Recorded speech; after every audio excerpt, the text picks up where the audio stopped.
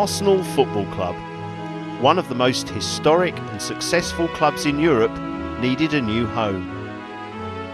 Arsenal's problem in the 1990 was that post the Taylor report on safety in sports grounds, their capacity had been cut from well over 50,000 down to 38,000, and that's despite the building of 2 new stands in the east and the west. And their corporate facilities were falling behind some of the other major clubs. So they wanted a new stadium with a greater capacity, up to 60,000, and the best corporate facilities possible. And as a club, they had a reputation for doing things properly. The Highbury ground was quite an iconic football ground, and they wanted a world-class stadium. To remain one of the acknowledged top 4 in the English Premiership, a significant increase in size was required, and the club were not just looking at increased revenue from ticket sales. A larger stadium could mean increasing sales across many different revenue streams. Well, we had a very open brief. The club hadn't really attempted anything like this before, so they weren't dictating any particular method of working or role or brief for us. And we formed a steering group with about 7 or 8 of the key people, consultants and clients involved with the job from pretty much the outset in March, April of 2000. And we managed that group, and that really was the springboard for how the project started. A major issue for the board of directors was to gain acceptance from the fans for a move from a much-loved home. This would be greatly helped by keeping Arsenal in North London. Not an easy task, finding enough land to host the footprint of a massive new stadium and the associated increase in traffic to and fro. Amazingly, the Arsenal directors managed to find a site only a few hundred yards from Highbury, but it was far from deserted. We very quickly realised that the project was broken into 3 fundamental parts: a new stadium, a relocation site at Loft Road where we would have to provide a lot of the facilities that were on the Ashburton Grove site, and then the final phase was Highbury Square. Ashburton Grove is roughly a triangle. To the west and the east are mainline railway lines, and to the south a small industrial estate. In the centre lay a council-owned recycling unit, and this would need to be re-sited at cost to the club, as would the acquiring of the industrial units. And the rest of the project included the very substantial relocations of the North London Waste Authority's waste transfer station, council's depot, their building maintenance department, and then there were a myriad of other occupiers on the site who all had to be relocated and their site purchased, or just a straight site purchase. And that actually became the major focus of the first 3 years of the project. The entirety of the site included land beyond the boundaries of the railway lines and beyond the Southern Road. And whilst this extra land could all be used, the stadium footprint would have to be within those boundaries. A key decision was taken to appoint a builder during the design process, not always the case in such projects, and a decision which in retrospect was fundamental to the outstanding success of the project. Well, we had a very interesting shortlisting. We started with about 6 companies who we thought might be capable of building the new stadium. Really at interview, 2 of 3 of those companies didn't really fit the bill. And then McAlpine were the most memorable, really. At interview, Rolf Christensen very much came across as somebody who wasn't in any way or shape concerned about the magnitude of the project, wasn't overwhelmed by the project, and was very confident, and even relished the deadline nature of building stadiums and having them open for the beginning of football seasons. An obvious but crucial design decision was choosing the distinctive shape of the stadium. A more conventional rectangular design was discounted, as it was too wasteful of much needed land, and in the end it came down to simple geometry, in that the elliptical shape fitted snugly into the triangular nature of the site, squeezing every inch from the available space. And we were all new to it, so we all sat down and discussed every part of it, what was required, and they had traveled around at stadiums all over Europe, perhaps the world, and they had an idea what they wanted. And we together, the Royal, we all worked very hard to what they wanted for us to get it on a piece of paper and get the engineering right, and that was a real challenge. And the time we spent, the 6 months pre-construction, without it, I think that we would have had a few problems, and we avoided problems, and basically the construction went like a clockwork, and we completed it within time, and even handed it over earlier, so it went well. To gain planning consent, the club would need to demonstrate that 60,000 fans could come and go to the ground with as little negative impact to the local community as possible, preferably using public transport. 2 massive bridges were designed on the east of the site spanning the railway line, taking fans to both underground and above ground stations. Another obstacle was the recycling unit at the site's very centre. This would have to remain very much in operation through the early part of the build, whilst a new unit in Lough Road was constructed. Positives to the community were needed, in addition to a new recycling unit, and it was determined that the stadium would generate much more than simply a new football ground. Areas within the site would contain affordable housing and give the companies on the industrial estate chance of resettling into new premises. What was known at this stage as simply Ashburton Grove would be a much needed and major regeneration of the area. With designs finalised and consents gained, some 2,500 signed documents later saw demolition teams move into Ashburton Grove in February 2003, and McAlpine's site teams settling into their new offices. Again, having designers, engineers and management on site was an important ingredient in the project's success. Just as things were starting to happen, it all ground to a halt.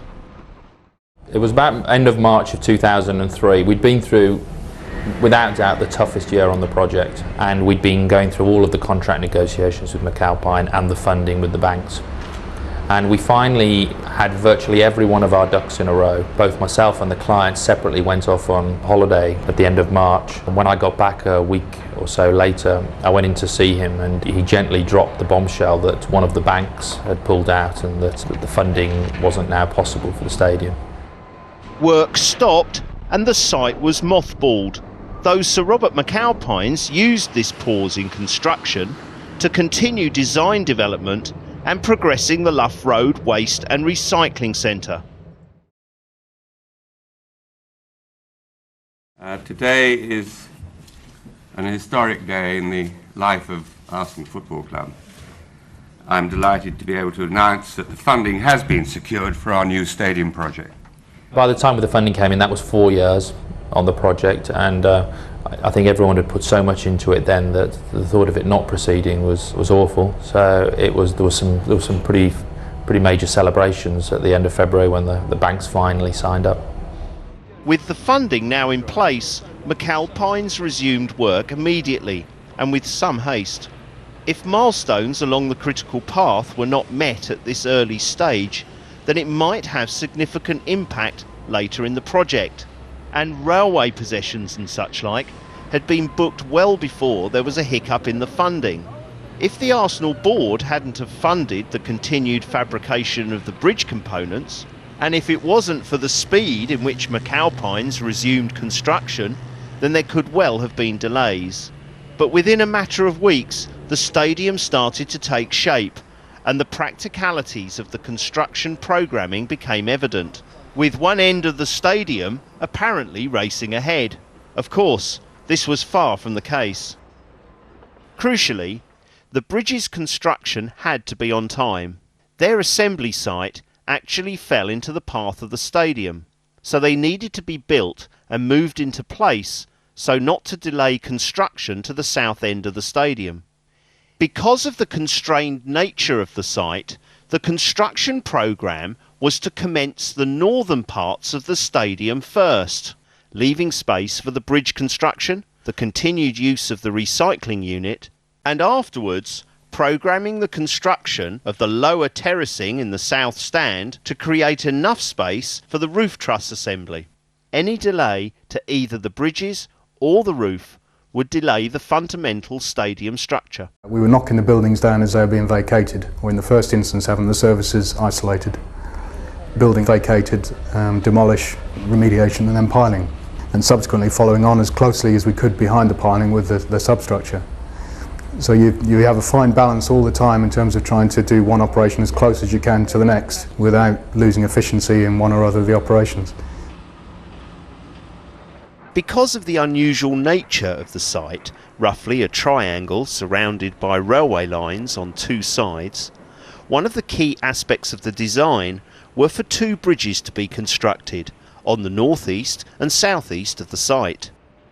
To get the crowd away, we built two bridges across the railway line, and they are massive bridges. I mean, one is 25, 26 meter wide, and the other is 18 meter wide. It is two massive bridges just to take the crowd and spread the crowd. And I mean, it have been a few disasters with football stadiums and crowd and one thing and another. And all this in the design was taken into consideration. People can escape all over the place. Because the stadium structure would fill a huge percentage of the total site available, elements of these bridges would need to be built and completed before the stadium structure was in place. The other intricacy with the site was the extent of the works that we had to build on the site, which weren't necessarily related to the arena. And the two bridges are good examples of, they were assembled in the plan of the stadium and thereby occupied space that we needed to free up to build the stands. The South Bridge in particular sat in the middle of the southwest of the stadium and was built as a whole 100-metre section bridge and then slid across. So obviously until that bridge was located over the railway line, slid into place, that section of the stadium couldn't be built. The same went for the North Bridge up in the northeast corner, whereby elements of that were built on the site of the stadium and it needed to be positioned, and dependency there was with getting rail track possessions to install the bridge. So quite high levels of risk in terms of third-party approvals, and the consequence of not getting the bridge in place was that we had a critical path delay in the stadium. The North Bridge was the first to be completed and was built on site from pre-produced sections. The construction team always knew that their positioning on time would be critical to the completion date, and when the funding hiccup in 2003 took place, the good relationship between constructor and client proved crucial. And then you consider that we booked that possession 36, 38 weeks prior with rail track. So that weekend it had to be ready, and to give an example how committed Arsenal were, that was on the critical path. And then the construction was stopped in April 2003 because they didn't get the funding, and obviously it was a long lead-in for material. Arsenal, with their own money, funded the procurement, all the material, the steel, and also the fabrication. So when Emirates got the funding 1st of April, we were ready to go, and we managed to get it across in, I don't know, 16 hours, 15 hours in the middle of August. And that was a critical part because we couldn't construct the east stand. So that was an achievement, and everybody pulled together, and it worked out great. With roads and railway lines closed, the North Bridge was ready to be lifted. Built in two halves of 180 tonnes each section was eased into place by massive 750-tonne cranes over 2 weekend possessions. The second, the South Bridge, was a different animal. I mean, it is 100 meter long and weighed 1,000 tonnes. And we basically couldn't get a big enough crane across or to lift it. So we had to build it inside the stadium, inside the east stand, and we were then sliding it across. A Dutch specialist contractor oversaw this amazing technical operation. A heavily greased 1,000-ton bridge was gently but steadily dragged across Drayton Park Station with amazing precision. The bridge's completion and their moving away from the actual stadium structure allowed the southeastern section of the stadium to be commenced, and a major milestone on the critical path was completed on time. With the bridges in place and away from the stadium area, attention turned to the closing of the recycling unit. Away from the glare of publicity that Ashburton Grove was creating, across town in Luff Road, the landscape had changed, and the new recycling unit was completed and opened. Built in isolation, this would have been considered a major project in any local community, and was a tangible sign to the local population of the benefits the new stadium would bring.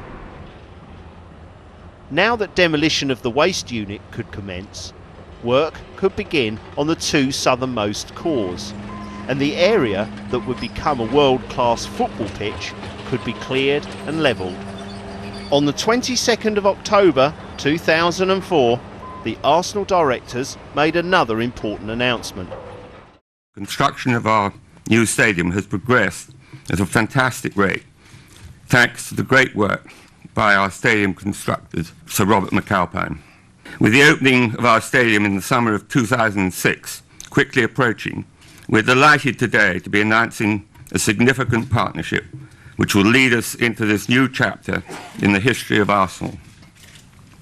This relationship is for both a naming rights partner for the new stadium and also a club sponsorship agreement, representing the biggest ever financial sponsorship deal in English football. So it is my honour to announce the beginning of the partnership between Arsenal Football Club and Emirates. Ashburton Grove was now to be known as the Emirates Stadium. A major sponsorship deal had been signed, and any financial worries for the board started to seem a lifetime away. I mean, the other aspect of the stadium is that on the 7 hectares footprint, the stadium covered the whole area. It was no spare land left at all. And also then you consider that, I don't know, have 600 or 700 or 800 car parking spaces below, and that is helping everybody. And that is quite unusual that within the stadium you have the parking facilities. I mean, the stadium has a raised podium, so everything at the ground level is either car parking, changing room, and kitchen and storeroom and maintenance room. But all that had to be squeezed into the footprint on this triangle we had at the stadium. The northern end of the stadium raced on ahead of the southern end, until both bridges and recycling units had moved. Then the southern cores could be built, but leaving out the southern prefabricated terracing units to allow space for the roof trusses to be swung into position. Only once the roof trusses were in position could the full stadium continue on to completion. The roof trusses had to be built in the same way as the bridges. Prefabricated components were shipped onto site, joined together in the future pitch area, and then hoisted into position and bolted together. The roof was a real challenge. I mean, history, we don't mention, stadium have had problems with the roof. And we obviously spent a lot of time together with Watson. And Watson is, as the engineering is very, very good, and they are tubular specialists, and we have used them previously. And we spent a lot of time with them and the structural engineer Barra Happel. And we just went through how we are going to fabricate it, how we are going to erect it, and we simplified it, and it was decided originally we were going to lift it in one, this 220 meter long steel truss, 800 ton, but then we decided to lift it in 2.5 and prop it.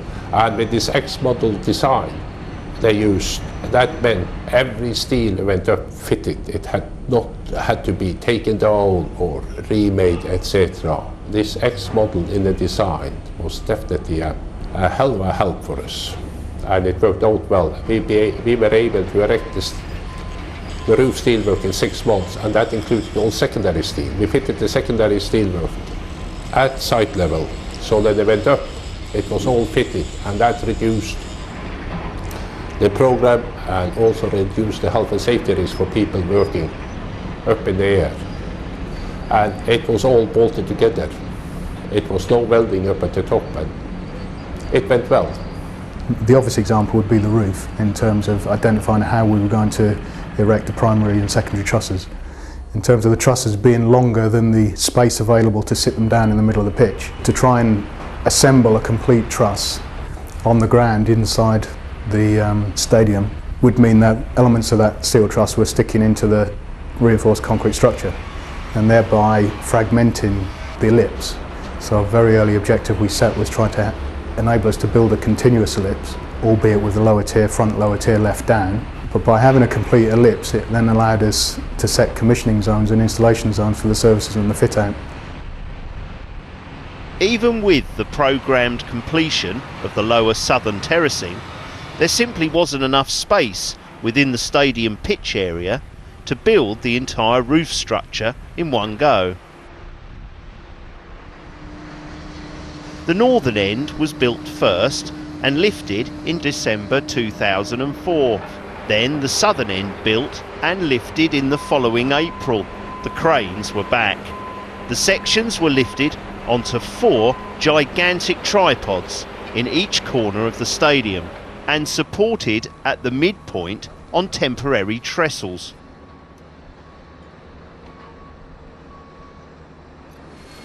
The installation of the roof trusses freed up commencement of the lower terraces, and in particular in the west stand, where all the players change areas and referee change and so on, there were quite a lot of rooms beneath those lower terraces, and so they're with all the associated services and plumbing and showering and so on. It was critical to get out of the way to complete the frame. Finally, when all in place, Arsenal director Danny Fisman was lifted into position to place the ceremonial bolt joining the 2 roof halves together. With the roof trusses now in place, the future pitch was now clear and the race for completion was on. The inward sloping nature of the roof presented a number of challenges in terms of removing water from the internal perimeter and allowing sufficient sunlight onto the pitch to prevent the problems that other stadiums had of reduced sunlight affecting their playing surfaces. The roof is all in one piece and moves around therefore with temperature and wind, and moves quite a lot, and therefore the glazing that fits between the roof and the top of the concrete stands and is glass in steel frames has of course to articulate quite significantly in order to accommodate that movement. So it not only leans, but it leans inwards and outwards and sideward both ways. So getting that to go up looking as if it was right and have enough movement capability in it to accommodate what the movement that's going to hit when winter comes or summer comes, and we had some hot temperatures in the summer and some cold temperatures in the winter, was interesting. The stadium structure was now complete, and another key milestone, the attainment of full height, was celebrated with a traditional topping out ceremony on the 15th of August 2005. A team of Arsenal directors played a team of Sir Robert McAlpine management and other project partners in the first game of football to be played at the Emirates Stadium. The major structure was now complete, and the job of fitting out this enormous stadium was to begin. We've got 10 chillers with a capacity of about 5 megawatts of cooling capacity. We've got over 50 air handling units. We've got about 40 catering establishments, whether it be kitchens, one large kitchen, a central processing unit, with about 16 kitchens and a 20-odd catering establishments. So it's quite a large distribution system. When the stadium was designed, and with the initial funding concerns, the interior of the stadium was designed as a basic fit. Piping in toilets would be exposed and blockwork would be more visible. As more investors came on board, and with the Emirates sponsorship sealed, an upgrade in the fittings and fixtures was now possible. Then came a new challenge with the catering. And then the catering man pulled out. It was a problem. They didn't have anyone to fit out the kitchen and the concession.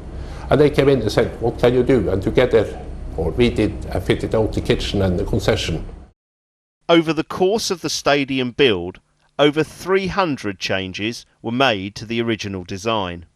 It's a testament to the relationship between client and constructor that most were agreed on a handshake and all were achieved within the agreed contract price.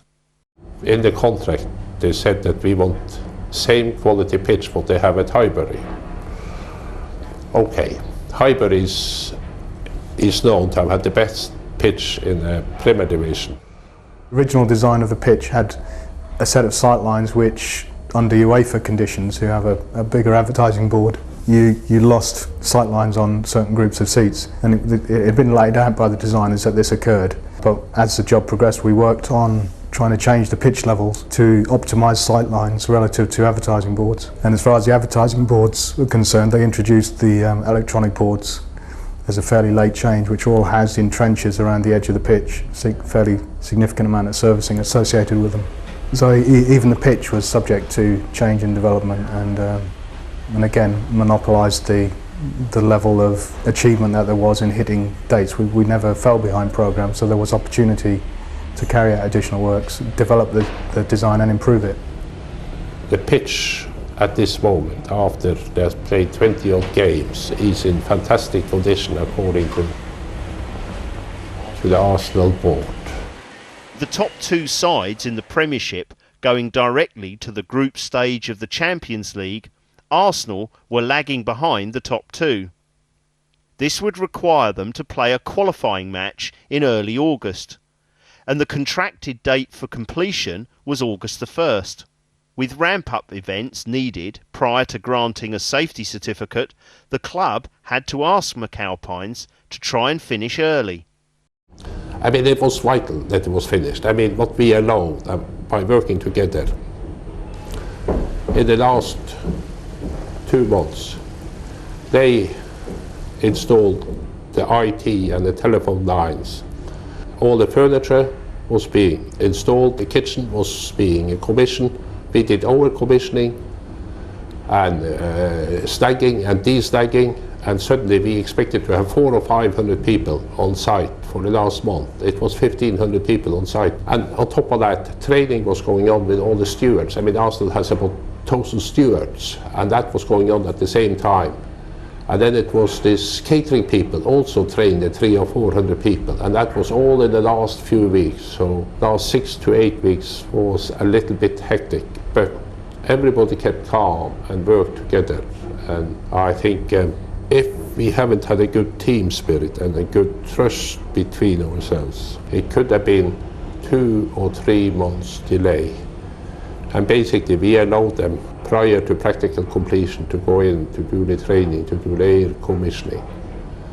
And the reason for that, we were all in the same boat and had one object, that was to complete it on time or earlier. In the climate of delays to the new Wembley project, the Emirates team set a completion date in July and a first match of the 15th of July. It was to be Dennis Bergkamp's testimonial, Arsenal versus Ajax. 7 days or 10 days after we got PC, they had 50,000 people in the stadium and played the testimonial for Bergkamp. And everything worked satisfactory, getting people, spectators in and out, the IT, etc. And it was what the Arsenal directors said afterwards. It's unbelievable. We have had 54,000 in and no snags at all. Seeing what 60,000 people look like, it's quite something to plan for 60,000 people, but realizing that there's between 600 and 1,000 trains on the tube. When you actually see them on the first day that you've got 60,000 people in the stadium, you suddenly realize it's a whole new ball game. But for me, to see 54,000 people in, and it worked. It was the acid test, and I think that's what I would never forget. I think it was a model project in terms of it was a fast project which we completed on time. We obviously completed it within budget, both of which are huge ticks in the box for any potential client, and they're not easy things to deliver. My primary memory is coming over the South Bridge with my wife and 2 sons to the Bergkamp testimonial. That's the thing that will stick with me in terms of a lasting memory, I think, because it's sort of in my mind. It was probably the first time it really dawned on me when everybody coming into the stadium just what it was. So that would be my abiding memory. The people whose project it is are HOK, who designed it, Arsenal, who had the vision for it. What I did was help to make it work. In my eyes, it's a model, and I think for McAlpine it's a model project, that we managed to build something what the team, except HOK Sport, has not done before, and we did it. And again, it's a lesson there. If you apply simple engineering knowledge, you can do a lot.